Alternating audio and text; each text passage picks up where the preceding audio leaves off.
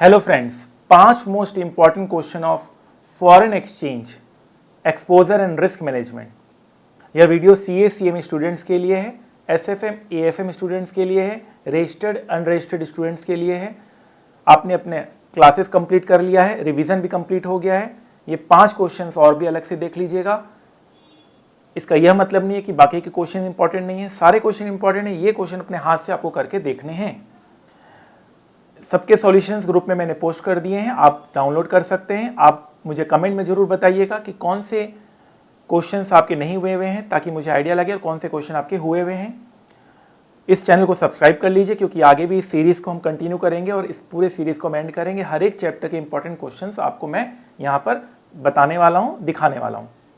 आइए, सबसे पहले क्वेश्चन आपका है विथहोल्डिंग टैक्स के ऊपर और ट्रांसफर प्राइसिंग के ऊपर। आप ये क्वेश्चन आपने जरूर किया होगा।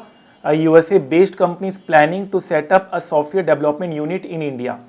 और आपको बताना है कि यूएस कंपनी को सॉफ्टवेयर बनाना चाहिए कि नहीं बनाना चाहिए। तो इस क्वेश्चन के 3 सॉल्यूशन है, 3 अजम्पशन के साथ। अगर आपने सिर्फ एक सॉल्यूशन किया है तो मैं आपसे रिक्वेस्ट करूंगा कि आप तीनों सॉल्यूशन करें। इस क्वेश्चन के 3 सॉल्यूशन है, तीनों के अलग अलग अजम्पशन है।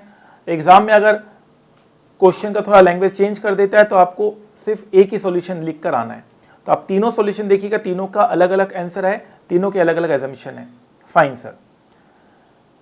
एक सवाल और है जो थ्योरेटिकल सवाल है और मुझे लगता है कि काफी इंपॉर्टेंट हो सकता है एग्जाम के लिए आपके, एक्सपोजर मैनेजमेंट स्ट्रेटजीज मैट्रिक्स के ऊपर। इसमें आपको अलग अलग केस स्टडीज दिया हुआ है, स्ट्रेटेजी 1, स्ट्रेटेजी 2, स्ट्रेटेजी 3 और स्ट्रेटेजी 4। आपको क्या करना है, आपको एक मैट्रिक्स बनाना है और मैट्रिक्स के फॉर्म में इसको प्रेजेंट करके बताना है कौन सा हाई रिस्क है, कौन सा हाई रिटर्न है, कौन सा लो रिस्क है और कौन सा लो रिटर्न है। इसके ऊपर भी हमने क्लास में क्वेश्चन किया है। ये हो सकता है कुछ बच्चों ने नहीं किया हो, तो ये क्वेश्चन आपको जरूर देखना है। नॉन डिलीवरेबल फॉरवर्ड एनडीएफ, ये क्वेश्चन भी यूनिक क्वेश्चन है और नया क्वेश्चन है। यहाँ पर आपको पूरा डाटा दिया हुआ है। एक कंपनी है, on 1 February 2020 XYZ Limited, a laptop manufacturer, imported a particular type of memory chips from SKH Semiconductor of South Korea. The payment is due in 1 month from the date of invoice, amounting to 1190 million South Korean won. Following spot rates दिए हुए हैं, are quoted in 2 different markets, USD INR, USD SKW. Mumbai और New York का आपको यहाँ पर और data दिया हुआ है कि since hedging in foreign exchange was part of company's strategic policy and no contract for hedging in SKW was available at any in-shore market, it approached an offshore non-deliverable forward NDF market for hedging the same risk। तो ये नया point है। तो आपको यहाँ पर बताना है कि अगर आप कुछ नहीं करते तो आपका क्या पोजीशन बना रहेगा और आप NDF कॉन्ट्रैक्ट करते तो आपका क्या पोजीशन बना रहेगा। तो ये सवाल आपको जरूर हाथ से करके एक बार जाना है। अगेन एक सवाल और यहाँ पर, ये भी एक यूनिक सवाल है जहाँ पर आपको काफ़ी अच्छा ये डाटा दिया हुआ है। स्पॉट रेट दिया हुआ है, स्पॉट रेट नाउ दिया हुआ है, सेंसेक्स 1 ईयर अगो दिया हुआ है, सेंसेक्स नाउ दिया हुआ है, इन्फ्लेशन रेट दिया हुआ है और आपको 4 चीज़ें कैलकुलेट करनी है। अगर आप ये सवाल आपने नहीं किया तो जरूर आपको करना है।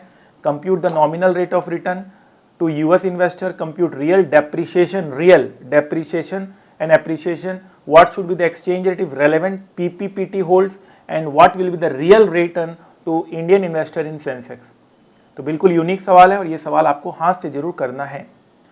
अगेन ये सवाल, XP pharma limited has acquired an export order for 10 million rupee. ये भी एक नए तरह का सवाल है।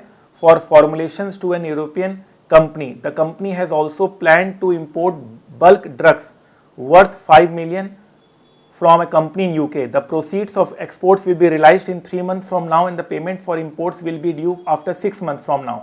The invoicing of these exports and imports can be done in any currency, dollar, euro, pound, sterling at company's choice. तो आपको यहाँ पर क्या बताना है, एडवाइस करना है क्या इन्वॉइसिंग होना चाहिए, किस तरह से कंपनी इन्वॉइसिंग करे। तो ये भी एक नया सवाल है इन्वॉइसिंग के ऊपर। तो ये टोटल 5 ऐसे सवाल है जो आपको हाथ से जरूर करके जाने चाहिए अपने नेक्स्ट एग्जाम के लिए, ताकि आप बिल्कुल प्रिपेयर्ड रहे, बिल्कुल फुल्ली आप अवेयर रहें। ठीक है फ्रेंड्स, चैनल को सब्सक्राइब कर लीजिए और 100% मार्क्स का टारगेट रखिए, क्योंकि मेरा ये मानना है कि आप 100% मार्क्स सिक्योर कर रहे हैं, आप पूरे तैयार हैं, आप एग्जाम में बिल्कुल 100% तैयारी के साथ बैठ रहे हैं। ये जो सीरीज है इसके क्वेश्चंस भी आप अलग से थोड़ा सा हाथ से करके देख लीजिएगा। Thank you so much.